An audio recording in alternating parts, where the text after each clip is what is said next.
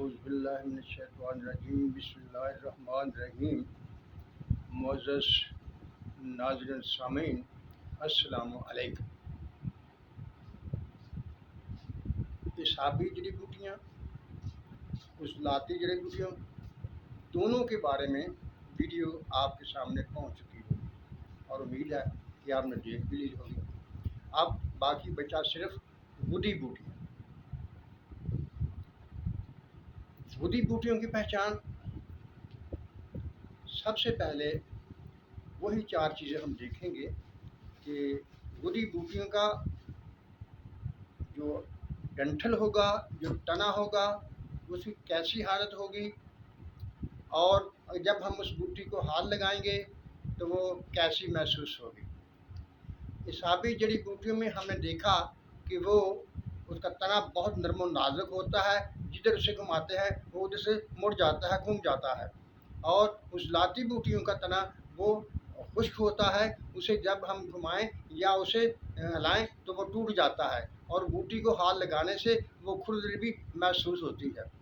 اصحابی بوٹی کے پھول جو ہوتے ہیں وہ سفید یا نیلے ہوتے ہیں یا نیلے رنگ کی مختلف شیڈز ہوتی ہیں، اور عضلاتی بوٹی کے رنگ پھول جو ہیں وہ سرخ رنگ کے ہوتے ہیں اور سرخ رنگ کی مختلف شیڈز میں ہوتے ہیں۔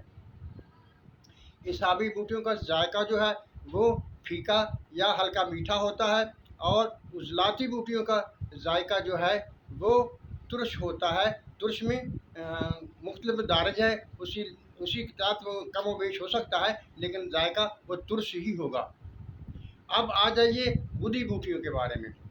غدی بوٹیاں جو ہیں ان میں اکثر ان کا جو تنا ہوتا ہے وہ اصحابی اور عضلاتی بوٹیوں کے بین بین ہوتا ہے، یعنی وہ نہ تو اتنا سخت ہوتا ہے کہ اسے جب موڑا جائے ٹوٹ جائے، اور نہ ہی اتنا نرم ہوتا ہے کہ ہر طرف کو جھکتا جائے، یعنی ان دونوں کے درمیان میں ہوتا ہے، یعنی نہ بہت زیادہ خشک ہوتا ہے نہ زیادہ نرم ہوتا ہے۔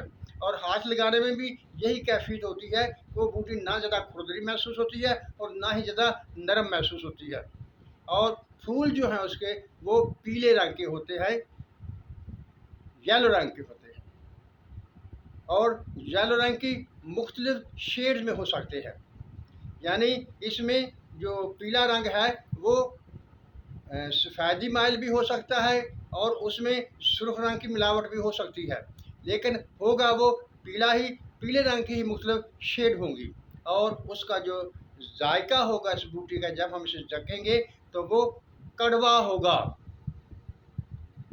ترش اور کڑوے میں فرق آپ کو کرنا ہوگا۔ ترش جو ہوتا ہے وہ تیزابی ہوتا ہے، کڑوا ہوتا ہے جو وہ بہت زیادہ منہ کو بھی کڑوا کر دیتا ہے، یعنی کڑاہٹ جو ہے نا وہ بہت زیادہ ہو جاتی ہے اس میں۔ اس کی مثال میں آپ کے سامنے رکھوں کہ اسفنتین جو ہے نا، جب اس کو آپ منہ میں ڈالتے ہیں تو منہ کا ذائقہ اتنا کڑوا ہو جاتا ہے کہ جیسے آپ نے پتہ نہیں کیا چیز کھا لی ہے، کیا چیز منہ میں ڈال لی ہے، یعنی بہت ہی زیادہ وہ کڑوا ہوتا ہے۔ اس کے ذائقے میں بھی مختلف شیڈ ہو سکتی ہیں۔ ایک بات جو خاص بات ہے وہ آپ ذہن نشین کر لیں، کوئی بھی بوٹی اس کا مزاج ایک طرح پر نہیں ہوتا، بلکہ جیسے خوشی گرمی، سردی گرمی، یہ مختلف دو چیزیں کیفیت ملی ہوتی ہیں، اسی طرح سے بوٹیوں کے مزاج میں بھی یہی ہوتا ہے، یعنی وہ کیا ہوگا، یعنی اگر اصحابی بوٹی ہے تو وہ صرف اصحابی نہیں ہوگی، بلکہ یا تو وہ اصحابی عضلاتی ہوگی اور یا اصحابی غدی ہوگی۔ اسی طرح عضلاتی بوٹی جو ہے وہ کلی اکیلی جو ہے عضلاتی نہیں ہوگی، بلکہ یا تو وہ عضلاتی اصحابی ہوگی یا عضلاتی غدی ہوگی۔ اسی طرح غدی بوٹی جو ہے وہ یا تو غدی اصحابی ہوگی اور یا غدی عضلاتی ہوگی۔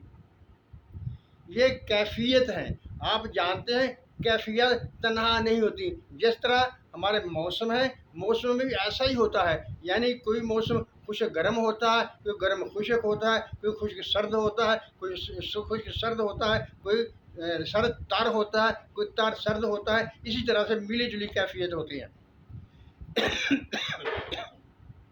معاف کیجیے گا۔ اب ہم دیکھنا ہے کہ یہ جو غدی بوٹی ہیں یہ ایسے ہم کن امراض کے لیے استعمال کریں گے، یعنی یہ علاج کس قسم کے علاج میں استعمال ہوں گی۔ जब इसाबी तकलीफ़ होती है तो उसके लिए उज़लाती बूटी इस्तेमाल होती है, और जब उज़लाती मर्ज़ होती है तो उसके लिए गुदी बूटी जो है वो इस्तेमाल होती है, और अगर गुदी मर्ज़ होगी तो उसके लिए इसाबी बूटी जो है वो इस्तेमाल होगी।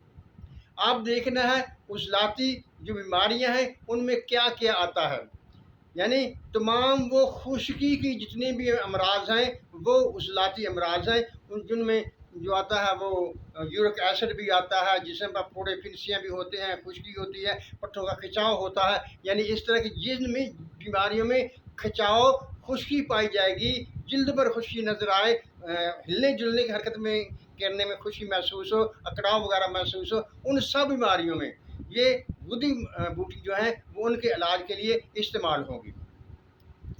मोअज़्ज़ज़ नाज़िर और सामीन, मैंने आपके सामने इसाबी बूटियों, उज़लाती बूटियों और गुदी बूटियों की एक मुख्तसर से अंदाज में तफसील आपके सामने रख दी है। आप जब गौर करेंगे तो ये उकदे खुलते जाएंगे, और एक वक्त आएगा कि आप इसके मुतल्लिक़ हम किस्म की मालूमात आप हासिल कर सकेंगे। यानी जितना आप गौर व फिक्र करेंगे उसी कदर आप पर इनके राज खुलते चले जाएंगे। आपने सुना होगा, पुराने ज़माने में कहा जाता था कि हकीम लुकमान जो था उससे बूटियाँ बातें करती थीं। अब आपको समझ आ गई होगी कि बूटियाँ आज भी बातें करती हैं, लेकिन उनकी अपनी ज़ुबान है। यानी उनके रंग, उनका कैफियत, उनके जायके, उनके सारे ये चीज़ें ये बात रोज़े रोशन की तरफ वाज़े कर देती हैं वो किन अमराज के लिए काम करेंगी और उनसे कौन कौन सी अमराज ठीक होंगी। लेकिन ये बात आपको याद रखने वाली है वो ये है कि आपने उनके मदारज को नहीं भूलना। यानी हर मर्ज़ एक ही कैफियत में नहीं होती, एक ही दर्जे में नहीं होती, ये 3-4 दर्जे होते हैं। कभी ये ज़्यादा तेज़ होती है, कभी हल्की होती है, ये दरमियानी होती है। इसी तरह से उस बात को भी पेश नज़र रख कर आपने ये बूटियाँ इस्तेमाल करनी हैं। और इसी तरह से ये जो बूटियाँ हैं इनको समझकर इनके मुताबिक अगर आप इस्तेमाल करेंगे, इंशाअल्लाह ताला आप हुक्मा और डॉक्टरों के पास जाने से बचेंगे और बहुत से पैसे आपके इस तरह से बच जाएंगे।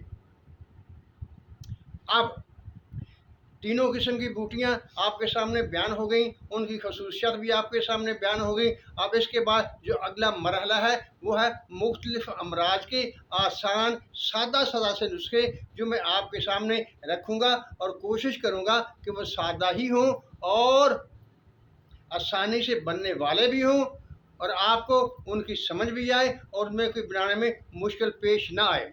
एक फ़र्क जो जहन में याद रखने हैं कि एक होते हैं आम लोग, यानी जिन्हें बूटियों के बारे में, अमराज के बारे में ज़्यादा पता नहीं होता, उनके लिए तो ये आसान से नुस्खे जो होते हैं ये काफ़ी होते हैं, उनकी तसल्ली के लिए होते हैं और फ़ायदा होता है।